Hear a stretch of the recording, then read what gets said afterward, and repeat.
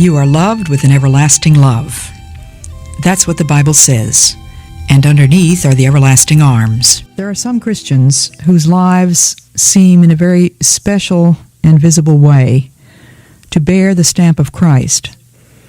I'm so very grateful for those that I have known personally whose lives have borne that stamp. I think of my own parents. I would not have defined them as bearing the stamp of Christ when I was a child, but I saw in them, as I grew up, examples of consistency, simple, humble, faithful consistency.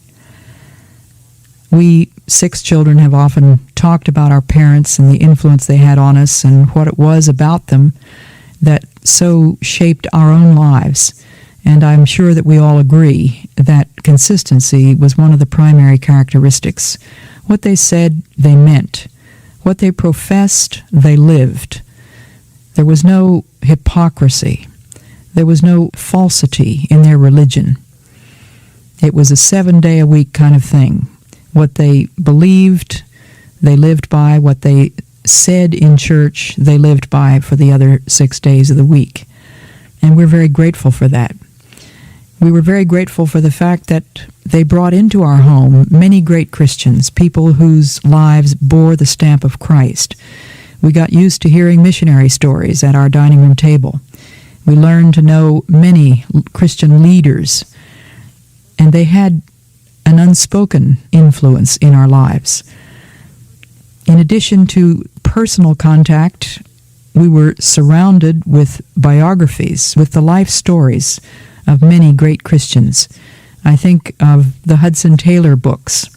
There were 2 thick, pale green volumes about the life of Hudson Taylor, the founder of the China Inland Mission. I remember how greatly I was influenced by the story of his love life, how he had committed that area of his life to God and prayed for a godly wife, and how God gave him not just 1, but 2. After the first wife died, he had a second wife named Maria, and how he had surrendered that crucial area of his life, his desire for a wife, to God. Then I read the diaries of David Brainerd, a missionary in New Jersey to the Indians back in the 1700s. Then there was James Fraser of Lisuland and Amy Carmichael. There's a great biography, rather recent one, called To the Golden Shore, a biography of Adoniram Judson, the first American missionary to leave these shores. He went to Burma. It's the most gripping, most adventurous book that I think I've ever read, telling his missionary life. In the life of Hudson Taylor, I read this: we were to prove that no unforeseen mischance had happened, but that these circumstances, which seemed so trying, were necessary links in the chain of a divinely ordered providence, guiding to other and wider spheres. He was leading by a way that we knew not, but it was nevertheless his way. I have discovered in my own life that usually God's leading is by a way that I know not. When I pray for something, I usually have a few footnotes to give to God as to how he might possibly answer that prayer. A few suggestions, as if God needs my suggestions. But ordinarily, his way is one that I didn't know. And that is his way of teaching us to trust him, teaching us that he does know what he's doing, that he has got the whole world in his hands, and that the circumstances which seem so trying are necessary links in the chain of a divinely ordered providence. Even when things look anything but divinely ordered, he is still there. So biography furnishes us the opportunity to see the links in the chain which we so often miss in our own lives. I mentioned in my last talk that I had an inkling that maybe God was prodding me to write a biography of my husband, Jim Elliot. The fact that he was a good letter writer and a diary keeper, a journal keeper, made me feel that I had some treasures there in written form which I really had no right to keep for myself. I ought to share with the rest of the world. And so the next thing on my schedule after he died seemed to be to write his biography. I set to work at once, rereading all the letters that he had written to me, and that, of course, brought tears every now and then. I also reread his journals, which he had given me permission to read earlier, and I began to write to his friends and his family asking if they had any letters which they would be willing to share with me. And then as I began to organize them and make notes on the biography, I began the actual writing of a book called Shadow of the Almighty. The title, of course, is taken from the Psalm, "He that dwelleth in the secret place of the Most High shall abide under the shadow of the Almighty," the 91st Psalm.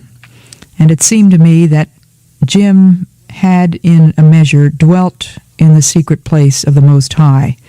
He was a young man with a heart for God, with a determination to be obedient and to let his life count for God, insofar as he dwelt in that shadow. In that measure, I believe, God has used him to influence literally hundreds of other lives. There's hardly ever a time when I go out to speak anywhere where I don't meet some young man who comes up to tell me that the reading of the biography of Jim Elliot, Shadow of the Almighty, had really changed his life. Let me read to you from the preface to that book. It begins with a quotation from 1 John. "It is only when we obey God's laws that we can be quite sure that we really know Him. The man who claims to know God but does not obey His laws is not only a liar, he lives in self-delusion. In practice, the more a man learns to obey God's laws, the more truly and fully does he express his love for Him. Obedience is the test of whether we really live in God or not. The life of a man who professes to be living in God must bear the stamp of Christ." And there, you see, is where I got the title for this talk, Bearing the Stamp of Christ. If we're Christians, we should be living in God. If we're living in God, it ought to make a visible difference.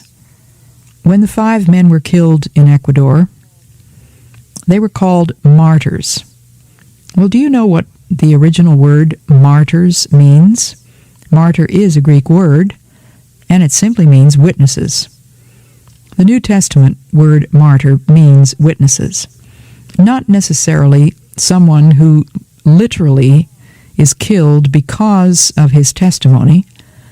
If that were the case, then Jim and Ed and Pete and Raj and Nate could not properly be called martyrs because they never spoke a word of testimony about Jesus Christ to the people that killed them. Those Aucas had no idea what they were there for. Their idea was that probably these missionaries were coming to eat them.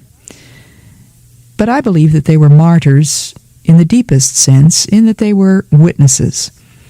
Their lives bore the stamp of Christ. They lived in such a way as to make a difference. Anyone observing their lives would have noticed that there were some visible signs of some invisible realities, the reality of the presence of God. Now, each of us can be a witness. We may not lay down our lives in the sense that a missionary lays down his life when he gets speared to death or boiled in a pot by cannibals. But if we are living for Christ, then doesn't it follow naturally that we also die for Him? If what we happen to be doing when it comes time to die was the will of God, we're martyrs, witnesses. The logical conclusion is that living for Christ means dying for Christ. A witness is one who simply makes the truth visible. We can be witnesses in our workplace. I may be speaking to someone who is driving to or from work. Have you thought of the fact that it's not just a job? It's not just a place where you earn money in order to keep body and soul together.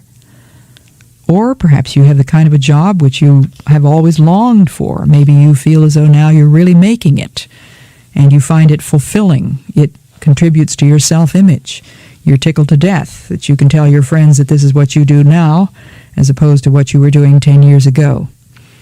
Do you do it for yourself, or do you do it for God?